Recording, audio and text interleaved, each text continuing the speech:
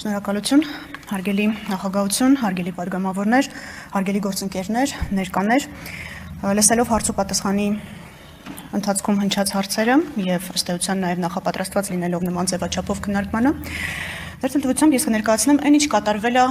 մինչեւ չեմ անդրադառնա նրան ինչ կատարվել է մինչև 2022 թվականը, վստահ եմ ինձնից լավ եք տիրապետում ամեն ինչին։ Ես կանդրադառնամ թե ինչ է արել դատախազությունը 2022 թվականի սեպտեմբերից մինչ օրս եւ մի շարք լիազորություններ ունի դատախազությունը, գիտեք, ինչպես մեղադրանքում դատարանի պաշտպանությունը, այնպես էլ պետական շահերի պաշտպանությունը, այնպես էլ դատախազն ունի բացառիկ լիազորություններ վերացնելու միջդատական վարույթի ընթացքում կայացված որոշումները։ Ձեւթվությամբ ես կանդրադառնամ դրանց եւ հետո հարց ու պատասխանի ձևաչափով արդեն նաեւ կխոսենք քննության ուղղության եւ վեկտորի մասին, որի վերաբերյալ հարց արդեն հնչեց։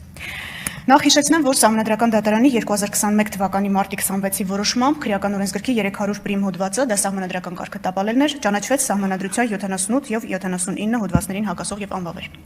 Սահմանադրական դատարանի որոշման հիման վրա առաջին ատյանի դատարանը 2021 թվականի ապրիլի 6-ին մեղադրյալներ Ռոբերտ Քոչարյանի, Սեյրան Օհանյանի եւ Յուրի Խաչատուրովի նկատմամբ նախկին քրեական օրենսգրքի 300 պրիմ հոդվածի առաջին մասով եւ Արմեն Գևորգյանի նկատմամբ նույն հոդվածի օժանդակության մասով քրեական հետապնդումը դադարեցրեց։ Դատարանը փաստեց, որ հանցագործության դեպքը բացակայում է եւ այդ մասով գործի վարույթը ենթակա է կարճման։ Վերանշյալ որոշման դեմ բոլոր կողմերը ներկայացրեցին վերաքննիչ բողոք։ Վերաքննիչ բողոքները մերժվեցին առաջին ատյանի դատարանի դատական ակտը մնաց անփոփոխ։ Վերաքննիչ դատարանի որոշման դեմ վճռաբեկ բողոք ներկայացրեց արդեն գլխավոր դատախազը, խնդրելով բեկանել ստորադաս դատարանների դատական ակտերը եւ գործն ուղարկել նոր քննության։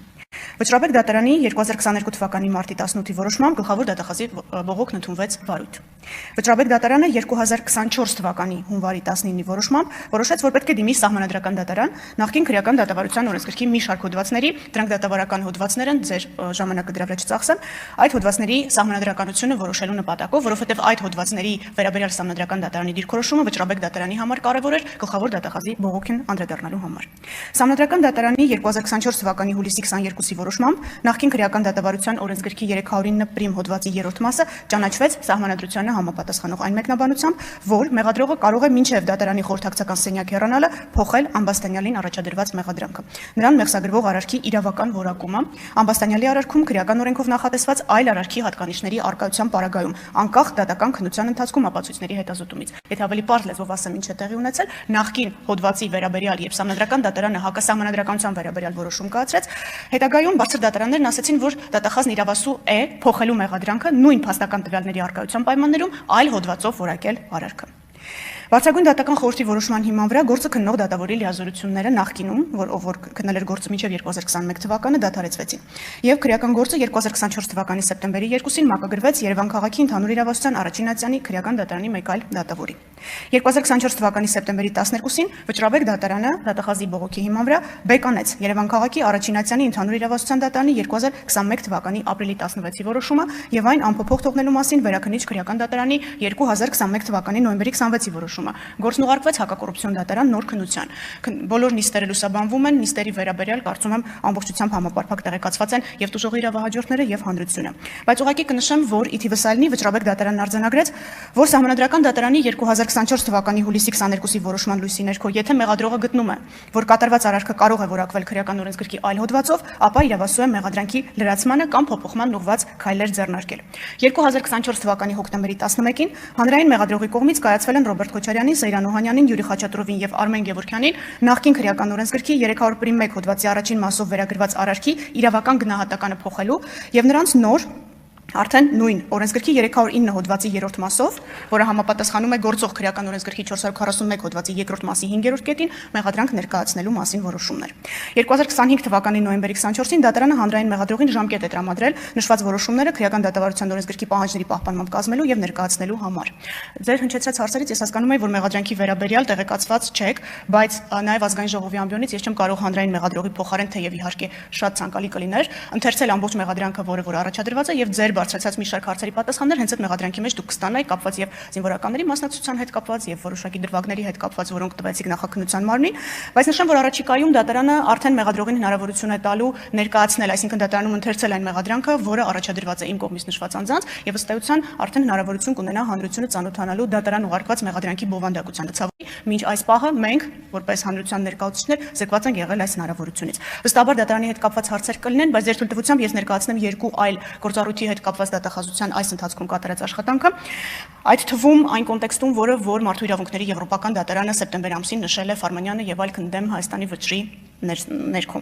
2025 թվականի օգոստոսի 11-ին գլխավոր դատախազությունը հակակոռուպցիոն դատարանը ներկայացրել հայցադիմում ընդդեմ Ռոբերտ Քոչարյանի, Արմեն Գևորգյանի, Սեյրան Օհանյանի եւ Յուրի Խաչատուրովի Հայաստանի Հանրապետության կողմից հատուցված 670 միլիոն դրամը որպես հետադարձ պահանջ համապարտության կարգով բռնագանձելու պահանջի մասին։ Ինչու 670 միլիոն, ինչու հայց։ Հետադարձ պահանջի չափը հաշվարկվել է հիմք ընդունելով ազգային ժողովի կողմից 2019 թվականի հունիսի 4-ին ընդունված 2008 թվականի մարտի 1-ից 2-ը Երևան քաղաքում տեղի ունեցած իրադարձությունների ժամանակ տուժած անձանց աջակցության մասին օրենքը։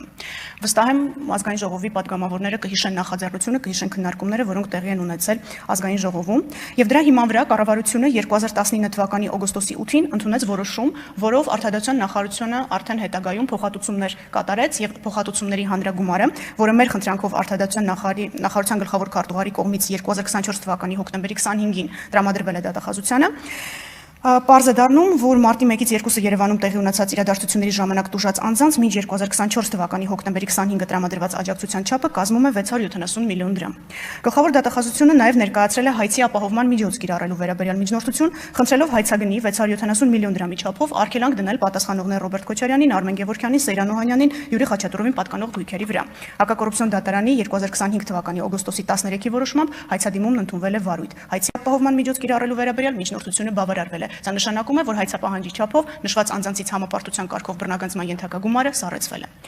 Նաև կցանկանամ նշել, որ ոչ դիտավորյալ, բայց կարծես թե այդպես է ստացվել, որ նույն օրը 2025 թվականի օգոստոսի 11-ին գլխավոր դատախազի, այսինքն իմ որոշմամբ, վերացվել է 2008 թվականի մարտի 1-ի դրությամբ ոստիկանության պետի տեղակալի պաշտոնը զբաղեցրած Սաշա Աֆյանի նկատմամբ քրեական հետապնդում դադարեցնելու մասին 2020 թվականի հունվարի 30-ի որոշումը։ Մարտի 1-ի գործով հիմնավորվել էր, որ Սաշա Աֆյանը, ով 2008 թվականի փետրվարի 12-ին նշանակվել էր կառավարության առընթեր ոստիկանության պետի տեղակալի պաշտոնում, 2008 թվականի մարտի 1-ին անցնելով իր պաշտոնական լիազորությունները, այլ անձանց հետ հանցակցությամբ կազմակերպել է ոստիկանության տարբեր ստորաբաժանումների կողմից բռնության եւ հատուկ միջոցների գործադրմամբ զուգորդված Երևան քաղաքի Ազատության հրապարակում նստածույց անող խաղաղ ցուցարարներին ցրելու, ապա քաղաքի կենտրոնական հատվածներում նրանց կուտակումները, հնարավոր ցույցերն ու հավաքները բացառելու գործողությունները, որպեսզի գործողություններով անձանց իրավունքներին եւ օրինական շահերին, հասարակության եւ պետության օրինական շահերին պատճառվել է էական վնաս։ Գլխավոր դատախազի որոշմամբ արձանագրվել է, որ ոստիկանության պետ Հայկ Հարությունյանը 2008 թվականի փետրվարի 29-ի երեկոյան հրավիրել է խորհրդակցություն, որի ընթացքում ստորաբաժանումների ղեկավարներին հրամայել է ցրել Երևան քաղաքի Ազատության հրապարակում գտնվող խաղաղ ցուցարարներին եւ արգելել հիշյալ հրապարակում հավաքների անցկացումը։ Նշված խորհրդակցությունից հետո փետրվարի 29-ի լույս մարտի 1-ի գիշերը ոստիկանության պետի տեղակալ Սաշա Աֆյանը տագնապով ոստիկանության Երևան քաղաքի վարչության ՊՊՑ գնդում է հավաքել հիշյալ գնդի ծառայողներին, որից հետո գնդի ղեկավարությանը կարգադրել է անձնակազմին զինել հատուկ միջոցներով եւ Ազատության հրապարակում նստածույց անող խաղաղ ցուցարարներին ցրելու համար անձնակազմը տեղափոխել հիշյալ հրապարակ։ Առավոտյան 6:30-ի սահմաններում ոստիկանության շուրջ 1200 ծառայող, այդ թվում ոստիկանության Երևան քաղաքի վարչության ՊՊՑ գնդի ծառայողները տեղակայվել են Ազատության հրապարակին հարակից փողոցներում, որից հետո ոստիկանության Երևան քաղաքի վարչության ՊՊՑ գնդի ծառայողները Սաշա Աֆյանի կազմակերպմամբ ոստիկանության մասին օրենքի 29 հոդվածով նախատեսված ֆիզիկական ուժ եւ հատուկ միջոցներ գործադրելու հիմքերի բացակայության պայմաններում մուտք են գործել հրապարակ։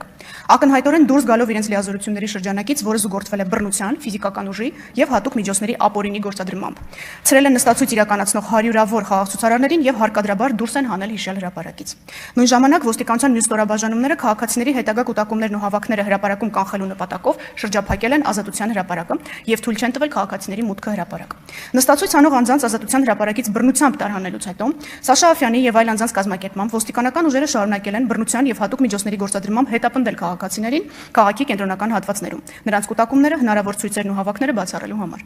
Ոստիկանության կողմից Ազատության հրապարակում եւ հարակից փողոցներում կատարված գործողությունների արդյունքում 3 տասնյակից ավելի քաղաքացիների առողջության պատճառվել է թեթև եւ միջին աստիճանի մարմնական վնասվածքներ, որպեսզի գործողություններով անձանց իրավունքներին եւ օրինական շահերին, հասարակության եւ պետության օրինական շահերին պատճառվել է էական վնաս։ 2019 թվականի հոկտեմբերի 26-ին որոշում էր կայացվել Սաշաֆյանին նախկին քրեական օրենսգրքի 38-309 հոդվածի երկրորդ մասով որպես մեղադրյալ ներգրավելու մասին եւ նույն օրը առաջադրվել էր մեղադրանք։ 2003 թվականի ապրիլի 18-ին ընդունված քրեական օրենսգրքի 309 հոդվածը հիշեցնեմ պատասխանատվություն է նախատեսում պաշտոնատար անձի կողմից դիտավորությամբ այնպիսի գործողություններ կատարելու համար, որոնք ակնհայտորեն դուրս են եկել նրա լիազորության շրջանակից եւ էական վնաս են պատճառել անձանց կազմակերպությունների իրավունքներին եւ օրինական շահերին, հասարակության եւ պետության օրինական շահերին։ Հոդվածի երկրորդ մասով նախատեսված է լիազորություններ անցնելու որակյալ հանցակազմը այն է նույն արարքը, որը զուգորդվել է բռնություն, զենք, հատուկ միջոցներ գործադրելով։ Գլխավոր դատախազի որոշմամբ արձանագրվել է նաեւ, որ մեղադրյալ Սաշաֆյանը իր ցուցմունքով խնդրել է իր նկատմամբ նախկին քրեական օրենսգրքի 38-309 հոդվածի երկրորդ մասով հարուցված քրեական հետապնդումը դադարեցնել վաղեմության ժամկետն անցած լինելու հիմքով։ Սակայն գտնելով, որ մեղադրյալ Սաշաֆյանի կողմից բռնություն, զենք կամ հատուկ միջոցներ գործադրելով զուգորդված պաշտոնական լիազորություններն անցնելը ավարտվել է 2008 թվականի մարտի 1-ին, հետևաբար Սաշաֆյանին քրեական պատասխանատվության ենթարկելու նախկին քրեական օրենսգրքի 75 հոդվածի առաջին մասի 3-րդ կետով սահմանված վաղեմության ժամկետն անցել է, վարույթն իրականացնող քննիչը 2020 թվականի հունվարի 30-ին կայացրել էր որոշում եւ Սաշաֆյանի նկատմամբ դադարեցրել էր քրեական հետապնդումը վաղեմության ժամկետն անցած լինելու հիմքով։ Եվ նույն տրամաբանությամբ հսկող դատախազը հաստատել էր որոշման օրինականությունը։ Մինչդեռ գլխավոր դատախազը գտավ, որ երկու որոշումներ էլ կայացվել են ապօրինի։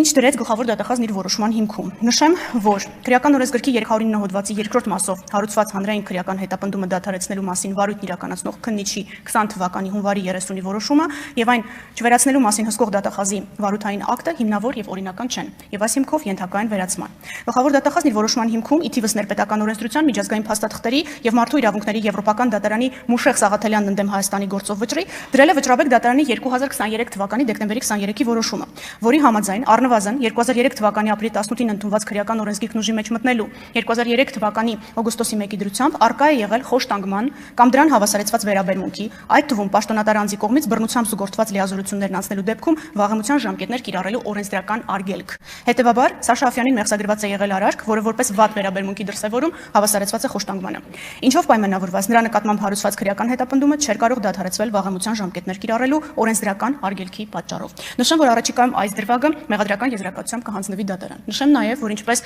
Եվրոպական դատարանը Ֆարմանյանը եւ այլ ընդդեմ Հայաստանի արդեն սեպտեմբերին կայացված վճռով հաստատել է, որ պատշաճ քննություն չի իրականացվել ոստիկանական բարձրագույն ղեկավարության եւ այն անձանց վերաբերյալ, ովքեր հատուկ միջոցներ գործադրելու հանձնարարություն են տվել կամ չեն պատրաստել այդ թվում երիտասարդ զինծառայողներին, քանի որ բանակի մասնակցության փաստի վերաբերյալ էլ կան տվյալներ, այս անձանց մասով քննությունը չի իրականացվել պատշաճ եւ պետք է քննության ուղղությունն այս առումով փոխվի։ Չեմ կարող նշել, թե ինչ տրամաբանությամբ է կամ ինչ պատահականությամբ է դա տեղի ունեցել, բայց գլխավոր դատախազությունը մոտ 1 ամիս առաջ արդեն քննության ուղղության հետ կապված փոփոխություններ է մտցրել քրեական գործում։ Ես նշեցի, որ օգոստոս ամսին են իմ կողմից նշված որոշումը կայացվել եւ մի շարք այլ պաշտոնատար բարձրաստիճան անձանց վերաբերյալ այս նույն տրամաբանությամբ շարունակվելու է քննությունը։ Ձեր հնչեցրած բազմաթիվ հարցերը, որոնք որ վերաբերում են քննության կոնկրետ դրվագներին, վերաբերում են մասնավոր դեպքից դեպի ընդհանուր դեպքը իրականացված քննություն, այսինքն կոնկրետ անձի կողմից կրակոց արձակելը, կոնկրետ զենքի կիրառումը եւ պարզ է, որ մոտապես 17 տարի հետո նման ճշգրտությամբ հնարավոր չի լինելու քննությունը իրականացնել, բայց մարտի 1-ի գործը չի կարող մտած լինել փակուղի, հարց հնչեց առաջին զեկուցողին, որովհետեւ եւ Եվրոպական դատարանի վճռում է դա արձանագրված եւ արդեն գլխավոր դատախազի կողմից վերացված որոշմամբ եւ դատախազության կողմից տրված հանձնարարությամբ է արձանագրված, որ քննության ուղղությունը պետք է այլևս տարվի հակառակից, այսինքն այն պաշտոնատար անձանցից, ովքեր տվել են նման հանձնարարություններ կատարելու հրամաններ եւ հետո նոր միայն արդեն անդրադառնանք կատարողներին, որպեսզի նաեւ հնարավոր լինի ամբողջ ծավալը քննության